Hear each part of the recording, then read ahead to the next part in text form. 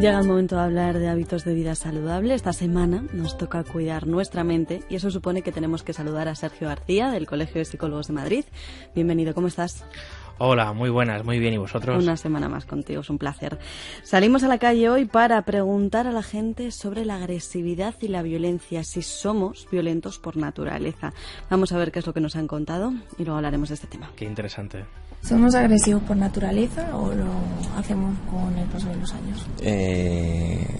Yo creo que no somos agresivos, pero creo que estamos orientados si realmente somos malos por naturaleza o no. Pero creo que no somos agresivos naturalmente. No la sociedad en la que estamos. Si viviésemos en mitad de la selva y fuésemos también seres humanos, sí seríamos agresivos para defendernos. Pero tal y como tenemos la sociedad estructurada, no es necesaria la agresividad. ¿Cómo se combate la violencia? ¿Cómo se combate la violencia? Con educación.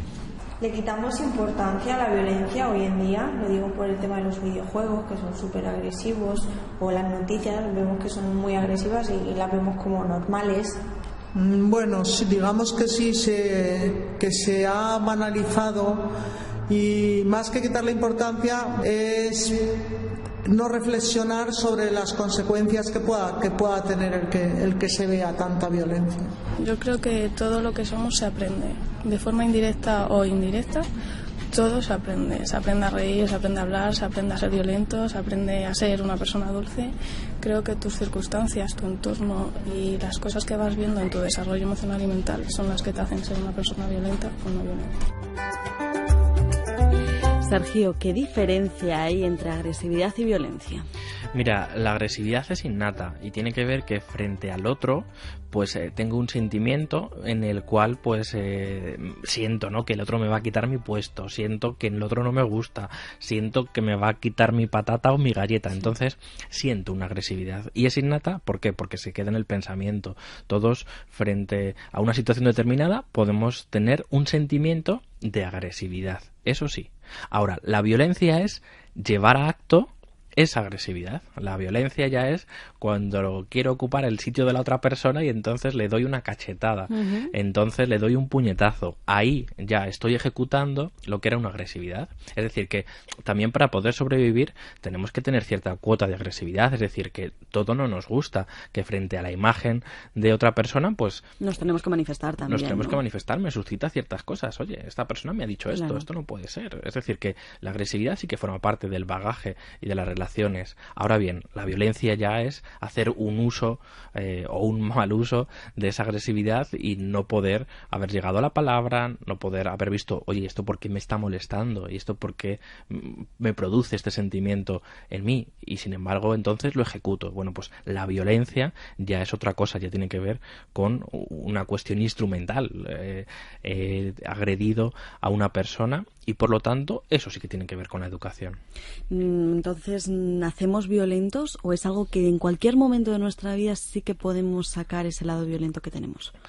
En cualquier momento podemos sacar un lado violento, es decir, es innato el que tengamos una cuota de agresividad, eso sí, pero la violencia ya es diferente. ¿Por qué? Porque si hay una educación determinada no tenemos por qué ser violentos, es decir, es como yo voy a articular con todo lo que he aprendido, con esa educación y también con conocerme, con las emociones. Si yo conozco mis emociones y sé qué botones tocar en cada momento, pues es más difícil que sea violento. Por lo tanto, ¿buenos o malos somos? Pues somos buenos y somos malos. Es decir, si podemos renunciar a la maldad, y la maldad sería hacerle daño al otro, pues entonces vamos a ir, ¿no?, por el camino y por el sendero que se ha preparado para nosotros y que también nosotros hemos conquistado, ¿no? Porque si estamos hablando, por ejemplo, de un niño que tiene una conducta violenta, ¿con educación podemos revertir esa conducta? Con educación y con psicoterapia.